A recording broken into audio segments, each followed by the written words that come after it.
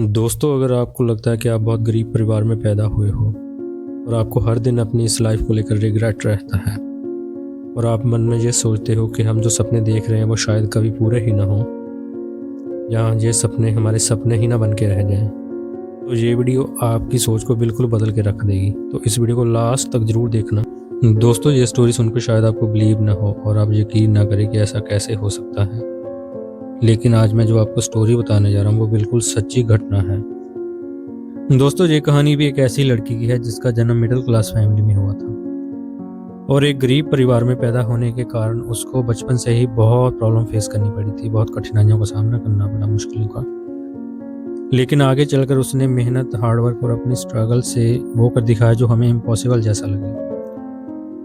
दोस्तों, आगे चलकर उसने यूएसए में अपनी आईटी कंपनी स्टार्ट की और उसकी सीईओ बनी और आज भी उसकी कंपनी सक्सेसफुली रन कर रही है। उसका नाम योथी रेड्डी था और उनका जन्म 1970 में तेलंगाना के हनामा कोंडा के एक छोटे से गांव में हुआ। परिवार इतना गरीब था कि बाप को तो मजदूरी करनी ही पड़ती थी, लेकिन माँ को भी रोजमर्रा की रोटी के लिए खेतों में काम करना पड़ता था। योथी रेड्डी की माँ जब खेतों में मजदूरी करने के लिए जाया करती थी, वो साथ में योथी रेड्डी को भी ले जाया करती थी मजदूरी करने के लिए। तो योथी रेड्डी भी माँ के साथ खेतों में मजदूरी किया करती थी। दोस्तों, क्या ही किसी ने सोचा होगा कि जो लड़की आज खेतों में मजदूरी कर रही है वही लड़की एक दिन अमेरिका में अपनी आईटी कंपनी की सीईओ बन जाए। अभी योथी रेड्डी की उम्र सिर्फ 9 साल की ही हुई थी कि उन्हें एक गवर्नमेंट ऑर्फेंस होम भेज दिया गया, या ऐसा मान लो कि उनको एक सरकारी अनाथालय भेज दिया गया जहाँ पे सरकार उन बच्चों की केयर करती है जिनके माँ बाप नहीं होते हैं या जिनके माँ बाप बच्चों की केयर नहीं कर सकते हैं। तो दोस्तों, योथी रेड्डी और उसकी बहन बाला सादा नाम गवर्नमेंट रन ऑर्फेंस में हनामा कोंडा रैंगल में रही। उसने वहीं क्लास 10th मैट्रिकुलेशन तक पढ़ाई की और 10th में दोस्तों वो फर्स्ट डिवीजन पे पास आउट हुई। उसकी स्ट्रगल और हार्डवर्क का आइडिया आप इस बात से लगा सकते हो कि जब ऑर्फेंस में उसकी स्टडी चल रही थी तो साथ में उसको साइड वर्क भी करना पड़ता था, जैसे कि ऑर्फेन सुपरडेंट के घर पे काम वगैरह, सिलाई, कपड़े धोना, आयरन करना, साफ सफाई का। ये सब उसकी डेली रूटीन का हिस्सा था और इसी दौरान उसने अपनी 10th क्लास कंप्लीट की और वो भी फर्स्ट डिवीज़न पे। पर अफसोस, ये खुशी बहुत ज़्यादा दिनों तक नहीं रहने वाली थी। एज 16-17 में वो 10th पास करके ऑर्फेन से घर वापस आई और घर आते ही गरीबी ने फिर से दबोच लिया। पढ़ाई रुक गई और वो 5 रुपए दिन के हिसाब से खेतों में मजदूरी करने लग गई। बट फाइनेंशियल इश्यूज के चलते घर की गरीबी की वजह से उसके बाद उसकी पढ़ाई बीच में इंटरप्ट हुई।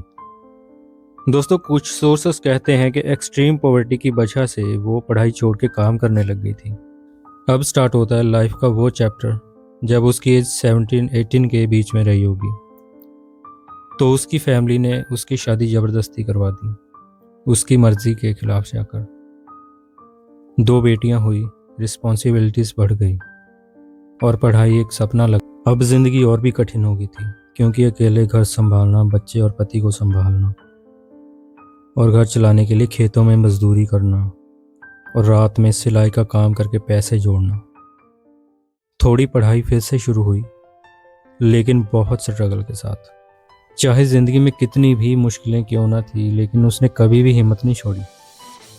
20-25 की एज में उसने बीए अंबेडकर ओपन यूनिवर्सिटी से बैचलर ऑफ आर्ट्स की डिग्री कर ली। दिन भर काम, रात में पढ़ना, और उसने यह रूटीन साल दर साल निभाया। दोस्तों, बीए के बाद भी उसने अपनी स्टडी कंटिन्यू रखी।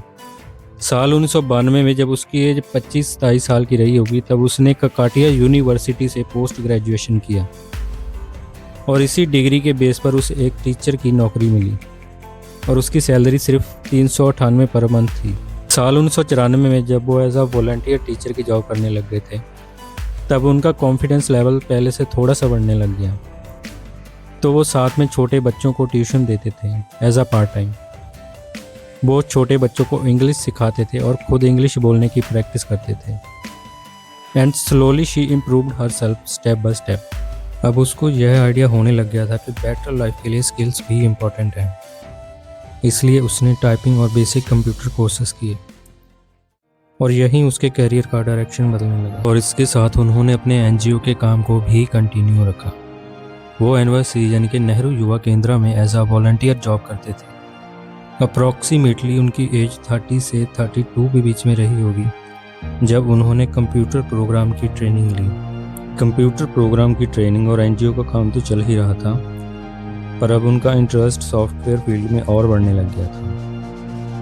ना कि उनका इंटरेस्ट बल्कि उनका ये ड्रीम भी था कि वो इस फील्ड में आगे चलकर अपना कुछ बड़ा स्टार्टअप करें और इसी फील्ड में आगे चलकर सक्सेसफुल हो जाएं। तो अब उनको कंप्यूटर ही अपना फ्यूचर दिखने लग गया था। अक्सर हमारी लाइफ में थोड़ी बहुत मुश्किलें भी आ जाए तो हम बहुत जल्दी पैनिक हो जाते हैं, और अगर हम कभी किसी काम में फेल हो जाएं तो हम किस्मत को या भगवान को ब्लेम करने लग जाते हैं और ये सोचते हैं कि शायद हमारी किस्मत ही खराब है, या हमारी किस्मत में ये सब लिखा ही ना हो, या हमारी लाइफ बहुत मुश्किलों से भरी हुई है। और ऐसे बहुत सारे नेगेटिव थॉट्स माइंड में क्रिएट कर लेते हैं जिसकी वजह से हमारा सेल्फ कॉन्फिडेंस इतना ज़्यादा गिर जाता है कि हम आगे लाइफ में कुछ कर ही नहीं पाते और वहीं के वहीं पड़े रहते हैं। लेकिन योथी रेड्डी की स्टोरी ने ये साबित कर दिया कि अगर इंसान आगे बढ़ने के लिए ज़िंदगी की हर मुश्किलों से लड़ भिड़ जाए और अपने ड्रीम्स को पूरा करने के लिए ज़िंदगी में स्ट्रगल और हार्ड वर्क करे तो लाइफ उसको आगे बढ़ने का एक मौका ज़रूर देती है।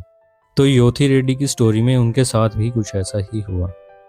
स्ट्रगलिंग और हार्ड वर्किंग तो वो बचपन से ही थे, तो उनको लाइफ ने एक चांस दिया जो कि उन्होंने बेकार नहीं जाने दिया।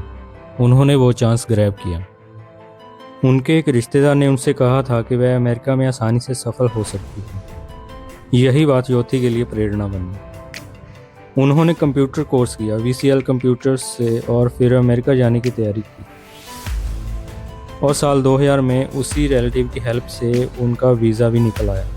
अमेरिका USA चले गए। स्टार्टिंग में अमेरिका जाकर भी उन्होंने बहुत स्ट्रगल किया। उन्होंने बहुत छोटी बड़ी जॉब्स की, जैसे कि गैस स्टेशन पे काम किया, बेबी सिटिंग की जॉब, वीडियो शॉप पे, और इस तरह की बहुत और भी जॉब्स की। उन्होंने CS अमेरिका नाम की कंपनी में भर्ती करता यानी कि रिक्रूटर का काम भी किया। दोस्तों, शुरुआत में अंग्रेज़ी बोलना इतना आसान नहीं था, लेकिन उन्होंने कभी हार नहीं मानी। एक सपना जो उन्होंने अपनी अर्ली लाइफ में कभी देखा था, अपना कुछ स्टार्टअप करने का, वो भी पूरा होने जा रहा था।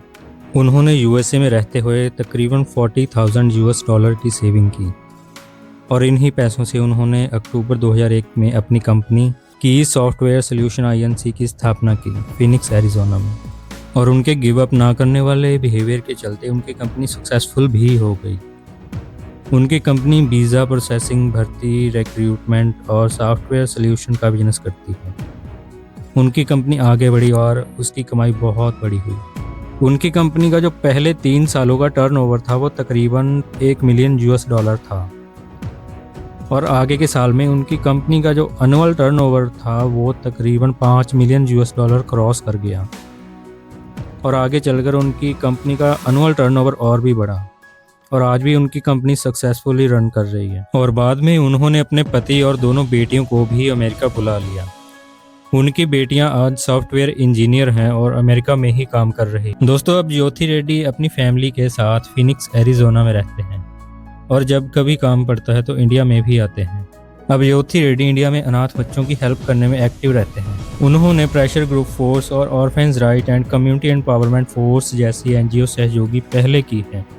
दोस्तों, उनका एक सपना है कि वे LKG से लेकर PG तक की एक स्कूल शुरू करें और बेरोजगार युवाओं की हेल्प करें। तो दोस्तों, ये था उनका गरीबी से लेकर CEO बनने तक का सफ़र। तो इस स्टोरी में योथी रेड्डी ने हमें ये सिखाया कि हालात चाहे कितने भी बुरे क्यों ना हो, अगर सीखने की भूख जिंदा है तो इंसान अपनी ज़िंदगी खुद दोबारा लिख सकता है। दोस्तों, ये स्टोरी आपको कैसी लगी और इस स्टोरी का कौन सा पार्ट आपको सबसे ज़्यादा अच्छा लगा, प्लीज़ कमेंट बॉक्स में ज़रूर बताना। और इस स्टोरी को कवर करते हुए हमसे कोई भी मिस्टेक वगैरह हुई हो तो अपनी राय कमेंट बॉक्स में ज़रूर दे के जाना। हम नेक्स्ट वीडियो में उसे सॉर्ट आउट करने की कोशिश करेंगे। दोस्तों, इस स्टोरी को कवर करने में हमने बहुत मेहनत की है। अगर आपको ये स्टोरी अच्छी लगी तो प्लीज़ अपना कीमती लाइक ज़रूर दे के जाना, हमें बहुत अच्छा लगेगा। तो दोस्तों, बस चाहिए तो आपका साथ। प्लीज़ हमारे चैनल को सब्सक्राइब ज़रूर करना, जिससे हमें और रियल स्टोरीज कवर करने का मोटिवेशन मिलता रहेगा। And share this video with your loved ones fulfills your dreams. Stay motivated. Thanks for watching, guys. Take care. Bye bye.